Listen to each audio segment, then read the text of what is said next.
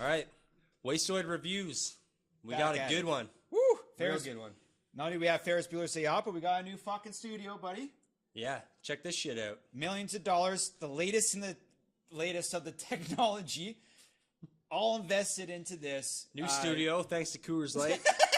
We got the sponsor. I don't think we can say that, but fuck it. I don't give a Anyways, shit. hey, you know what? We can say it. Coors Light fuels us. It gives us wings. That's their motto. That's their tagline. Boom, done. But today we got Ferris Bueller's Day Off, classic from the fucking 80s, directed by John Hughes, who was just making banger after banger after banger, starting with 16 Candles, going into Breakfast Club, Weird Science, Ferris Bueller, and if anyone who doesn't know this this fucking movie. I swear, I think every high school they played this movie in high school. I think when in class and stuff like that. Did they? What, Ferris Bueller? Yeah. Oh, I maybe never. not. No, Maybe I that's never why- watched maybe- this movie in school. Maybe when I was in school they did. Why would I they show don't it to know. you in school? He literally shows you how to fake being sick to not go to school. That's true. I swear I thought I watched it in school, but maybe I was just watching movies in high school and skipping when I was probably watching what you did it. is fake sick and watch it.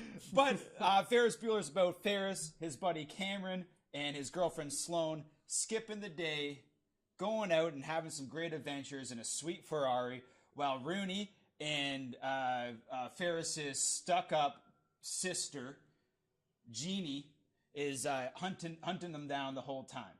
Well, she's jealous. She's jealous, yeah, because he's cool as fuck. The great thing about Ferris Bueller's Day On. Holy shit! I'm cranking beers. I'm all over the place. So the great thing about Ferris Bueller's Day Off is that his sickness gets worse throughout the entire movie, and he's just so cool. Yeah. Everyone fucking loves him. That they just collecting money, yeah. Like his house just continuously gets full of flowers, and like everyone's just coming to his place and giving him gifts and shit like that. It's just like the running joke throughout the whole movie, and it's fucking great. It's great, and I feel like that right when Matthew Broderick did this movie, after it came out, he became Ferris. He's like the coolest guy in the '80s now. Everyone to be him.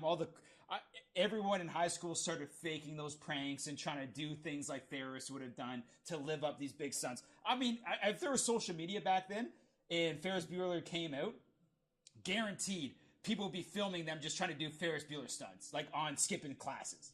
100%. For sure. Yeah. Just rigging up your stereo to snore and shit. It's just great. And making clammy hands and Creative stuff. Guy. But the thing is here, that one thing that people don't address is Ferris a bully? All right. Yeah. Cameron has some serious mental health issues. Yeah, he's got some issues. And serious social anxiety. And also Ferris kind of takes advantage. Like all these kids are rich for one thing, but Cameron's like next level rich. Right? Richie rich. You know what I'm saying? Yeah, his dad's got got a monocle in his eye. He's a Monopoly man. And fucking Ferris is taking advantage of it. Yeah. Even at the end, he's doing like the half-ass, like, oh, the Ferrari got trashed. Like, I'll take the rap for it. Like, he's just like, fuck, I'm not taking the rap for this shit. You better say something. And they try to have like heartfelt music at the end, like, oh, I'm gonna stand up to my dad. No, his life was over at that fucking None of point this in time. would have even happened. Yeah, fucking Ferris's fault. Ferris's fucking fault. Also, I'm gonna say this. So John Hughes does a great job in the 80s always for casting movies with kids that actually look like they're supposed to be in high school. This is again another great example of that. These kids look like they're supposed to be in high school. Yeah. The culture that he creates around this high school environment and the angst and everything else is just on point, like all of his other fucking movies. But there's some darkness behind this movie. And Taylor, I don't know if you know this story. And it was like a big story back in the 80s, but it kind of like got brushed on the rug, and a lot of people don't know it. But Matthew Broderick I'm not even know if I'm pronouncing his last name right because I can't speak. Broderick. Yeah, but he's a sister fudger. And what I mean by sister fudger is he fucked Jennifer Grey, who played his sister in the movie, right?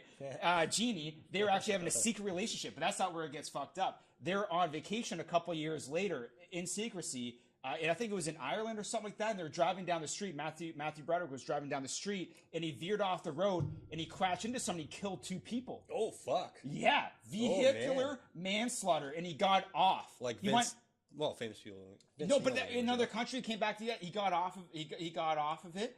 Vince Neil did it in America, and he didn't go to. Yeah, it's crazy though. Yeah. Like apparently, like the parents of those people were pissed, right? Oh, obviously. And he got it, but like it was like a double thing because no one knew that he was a sister fucker the whole time, right? And what's not really a sister? Yeah, it's kind of okay. So this is what sister in a movie. This is my question though. Out of all this, like, is it weird to bang your movie sister? No, it's a they're acting. It's a fucking movie. It's not his sister. But like, you're on set for months and months, and you're playing it as like that's your sister. You don't think that's kind of a little bit weird? Oh wait, they're just working, dude. Yeah, I guess. Working. Yeah, and I would work. Okay, how about this? Is it weird that Ed Rooney's chasing around a fucking high school kid the whole time, and he's really a pervert in real life? Yeah, he was a pedophile. He was really in so that's the second dark thing. And I think that's even darker than Matthew Broderick banging his fake sister. Way darker, right? Is in 2002, Rooney, the principal, got charged with trying to like get pictures and have sex with underage boys.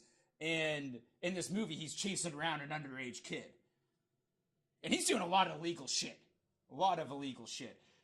And this is kind of you can't do the shit that he's doing. Yeah, it's really fucked up. You can't go to your student's house and break in to try to, hey, gotcha. Like there's literally a point in the movie where he's jumping out, got ya. You can't fucking do that. He grabs the chick with short hair, grabs it. And he's like, your ass is mine. Oh man, hindsight's 2020 in that situation, you know. See, he was just being himself there. We kind of got off topic here because even though this shit happened after Ferris Bueller came out, it is a staple movie, and it is a solid movie. Oh man, I mean, it's great. It feels so like natural and organic. Everything they do in it, it's not like. Watched so many times. I mean, it is over the top, but it feels like it's not over the top. Like, yeah, there's no way you can jump into a parade and start singing and take it over. But when Ferris does, it's like, man, anyone could go and do this. Like John Hughes, he wrote and directed it. He just did a fucking great job at this movie. And ever since I was a kid, it's just been one that, obviously you see it playing on TV every other weekend and you just watch it every single time for a reason, right? Yeah. So just like everyone at home, we're drinking.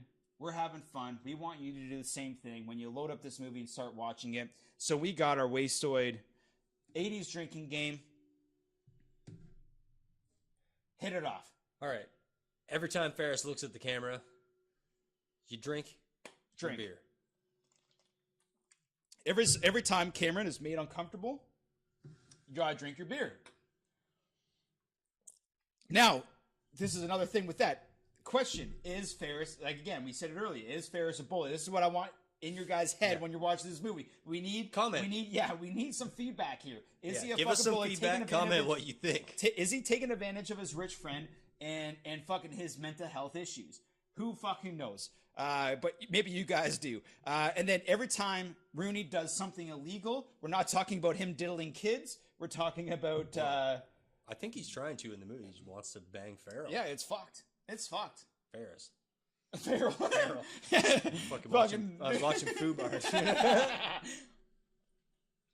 All right, so that's the 80s Wastoid drinking game. Now let's give it the fucking review. Hold on a second. Whoa. What's your favorite part? What's my favorite part? Okay, that's fine. My favorite part of Ferris Bueller's Day Off is probably Sloane in a bathing suit. Just that? That's your favorite part? Growing up, yes. Favorite scene? Yeah. Fast forward to that part. Bud. Growing up, yes. All right. I'm not talking. Okay. And today, no, not as much because I'm mature. You know. Yeah, it is. That's not even a bathing suit. She's wearing something. I don't know, it's like a fucking nightgown. Or Mia Sarah. Yeah. What's yours? Favorite part? Well, I like the parade part, man. Ah, yeah. I like the twist and shout. And if you don't like that part, then you're a fucking asshole. Yeah, it makes me want to party. Yeah. And that's what I want. But in all seriousness, like, my favorite part is him using all the technology that his parents bought him that he doesn't like, that he just learned just to pull pranks on everyone. I mean, at the start of the movie, he has like thousands of dollars of electronics in his room, and he's just using it to get up to mischief. Man, his room is sick, eh? It's fucking so great. good. Yeah, and they actually recreated that room. They charge people to come and to go visit it and stuff like that. Oh, really? Yeah, it was fucking. Like, we also have to mention how they use phones for everything. Yeah. Everything they're doing, they get out of it with phones. Phone pranks, they're making voices. There ain't no texting, there ain't no technology, there ain't no social media. They literally just had it simple. If you can do 2 numbers at the same time on a phone, if they had multiple lines on that phone, you can get away with it. But all the technology and shit we have, that stuff would still work right now. If you could do it properly. So there you go, kids. Bring back the phone pranks. Do phone pranks. So 6-pack rating scale. This is obviously high. This is one of John Hughes' best. I feel like every movie that John Hughes directs is the best work he's ever done. It's just a shame that he didn't get to direct more films in the. Well, I guess he was just busy writing, but this one is definitely 5 out of 6 out of the 6-pack rating scale. Yeah, it's a 5. Yeah.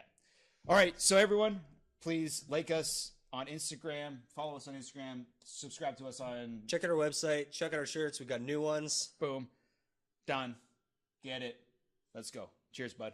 Cheers.